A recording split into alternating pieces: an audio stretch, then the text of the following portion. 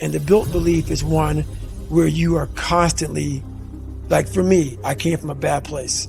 How I build belief is through the daunting tasks I put myself through. So that's proof positive that I can. What does a morning look like for you at the moment? Have you got a routine of some kind? Yes, I run every single morning. So that's what time are you up? When are you waking up? I'm up about 5:30. So every morning starts with a run. And that's because that's the one thing I hate to do more than anything in the world. So that's like my cup of coffee. And I'm all about armoring yourself. So the second you leave your house and the second you open your phone, the second you do any of that, you are now letting in poison and cancer. So I make sure a lot of things you can't avoid.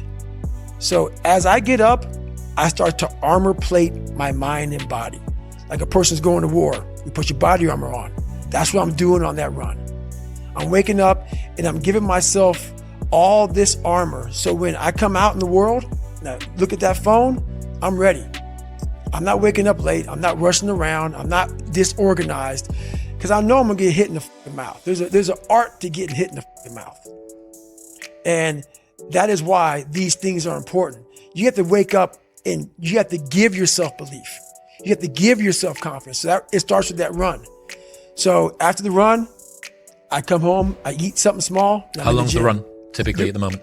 Nowhere under 12 miles. So 12 miles is the minimum. And what are you getting that done in? How long? It depends. Right now I'm running heart rate. So I'm running like 8:15s, 8:30s because I'm retraining right now. Because what's that? Is that zone 2 for you? Zone 2. Yep. Because of the leg surgery I had. So I'm going back, starting from scratch. So anywhere from about 1:30 to 2 hours, I run every day. Mm-hmm. So you're fasted on the morning? Yes. Up, straight out? Straight out. 90 minutes to 2 hours of running, back, yep. Eat, and I'm in the gym. So, and then after that, to whatever's on the plan for the day. That's how that works every day. Are you still doing your stretching? Because you've got every 2 night. hours of... Every night. 2 hours of meditation, mm-hmm. 90 minutes to 2 hours of running. Mm-hmm. How long's the gym session? Depends, 45 to an hour and a half. Okay. Mm-hmm. Stretching, meditation, run, mm-hmm. eat, mm-hmm. gym. Mm-hmm. What? Is there something I'm missing, Jennifer? Oh, yeah. Yeah. Forgot about that. You cycle as well? Yeah. How long are you cycling? It just depends. I do stationary bike right now a lot. Uh-huh. What are you using? Is it like a watt bike or something similar? Yeah, something similar. Yep. So I put my bike on a like trainer mm-hmm. and I cycle. Yep. At least 3 or 4 days a week I'll do that. So that's your day. There is no room for anything else. Yeah, there is a lot of room. So there's 24 hours and I use it all pretty well. How's your sleep? What's your sleep like? It's really good. Okay. It you is getting now. 8 hours-ish, something like that? 7-8 hours. Mm-hmm. Yeah. Well, you'd need to with this sort of volume. 7-8 hours. And you're still doing your stretching stuff? Every night. So you've got a 4-hour block basically of stretching and meditation? Well, no, that's all in one block. You combine the two, right? Yeah, that's all in one block. Cool. Yep. That's one hell of a day. It is. And it's been like that for 7 years. But going back to what you said before about needing to cap success, mm-hmm. you wouldn't be able to fit even 1/10 of that in. Exactly. If you were chasing down. Exactly. Yep. That's exactly it. So if all that's fucked up, that's why I got to cap success because I can't put that in. And that's my growth factor. So, that's my human growth factor. You said before about how you build up self-esteem and confidence and stuff. Mm-hmm. And there's this quote from one of my friends, Alex Hormozy, that says, "You don't become confident by shouting affirmations in the mirror, but by having a stack of undeniable proof that you are who you say you are. Outwork your self-doubt." Yes. That's nailed. Nailed. Completely nailed. Yes. Because a lot of people will, and some of these motivational people out here, it's the funniest thing in the world to me. They'll go and say, when you wake up in the morning, pound your chest. Fucking look at yourself in the mirror and do all this fucking bullshit. I hope it works. What works for me is that everyday resume. The things I know I've accomplished, the things I know I've done, real hard work, the real calluses on my mind, the real calluses on my hands. That's it. You don't need to pound your chest in the mirror fuck anymore if you have that. it seems like, especially with confidence, right, or self-esteem, there's a relationship between confidence and competence. So what you're looking to do is try and have what you believe that you can do be ahead of what you can do. Right. Now, you're not looking for it to be delusional. You don't want it to be able to believe that you can do something like fly, right? But you need to have a relationship between the two. But what people are asking for is for their confidence to be so far ahead of their competence that, or without having even been competent at anything in the beginning. And that's just delusion. That's fantasy. Right. Well, I believe that you have to build belief. Belief is like, there's an after school special belief where the mom says, believe in yourself. And that's all great. But there's also a built belief. And the built belief is one where you are constantly, like for me, I came from a bad place. How I build belief is through the daunting tasks I put myself through. So that's proof positive that I can. So it correlates. And that's how this piece of shit kid that I once thought I was built belief by saying, I was in 3 Hell Weeks. I went to Ranger School. I tried out for Delta Selection. Undeniable stack of proof. That is proof, motherfucker. So whenever you think you can't, the confidence comes from the thing that you built. You must build belief. You must build confidence.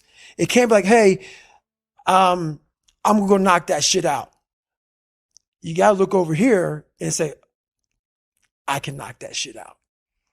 It's belief, and it's built on what you put in to yourself. Another friend sent me a message this morning knowing that we had this big thing that we've been working toward for a long time today. He said, Nietzsche said, I know of no better life purpose than to perish in attempting the great and impossible. The fact that something seems impossible shouldn't be a reason to not pursue it. That's exactly what makes it worth pursuing. Where would the courage and greatness be if success was certain and there was no risk? The only true failure is shrinking away from life's challenges. Nailed that one also. 2 for 2. Nailed that one also, man. Yeah, it's that dealing with laziness and self-doubt thing, I think. And I do wonder how many people use the look in the mirror, pound the chest, stare into your eyes, say your affirmations, don't get the results, and then lose confidence. Well, that's part of it. A lot of it is limited horizons. Limited horizons are like, I use me as an example always. I came from a small town in Indiana where there was a handful of black families. And a lot of people in that town, when you come from a town of 8,000 people, it's like we had a local plant, Great Dane. And you're like, you know what? I want to work at Great Dane and get a house next to my mom. That's what you know. So many of us come from these small places in our mind that we're not willing to think outside of only what we've seen. Our mind works in such a small compartment. And one thing I was able to do was to dream. Many people, but don't make dreams your fucking master. But I was able to dream outside those fucking 4 walls of that small town. And until you're able to really put yourself into that dream, but don't make dreams your master, that's where you truly become what you're destined to become. What do you mean, don't make dreams your master? A lot of people sit back and they dream about being a sports figure, or dream about being a SEAL, or dream about being an astronaut. And all it is a motherfucking dream. They don't put the work behind the dream. That dream has become their fucking master. When you become the master of your fucking dream is when you say, I want to go be a Navy SEAL. And you say, okay, I'm going to lose 106 pounds in less than 3 fucking months. The dream was the one thing I thought about, and the dream was now gone.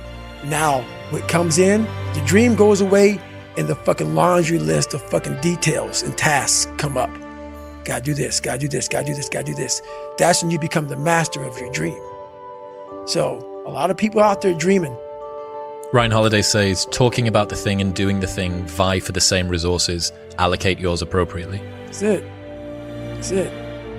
That's the way it works as well. That's the way that the brain works. You can actually get these kicks of dopamine by telling your friends about, I'm going to be a Navy SEAL. I'm going to start my training next week. It's going to be great. I'm going to feel like this. It feels good. It feels good to talk about that shit, man. It actually makes you feel good, makes you feel proud, all that shit. But guess what happens? That alarm clock goes off at 4 a.m. to train. I don't want to be a SEAL today. Or I don't want to be whatever today. I'll start tomorrow. And that's the usual pattern of people's lives.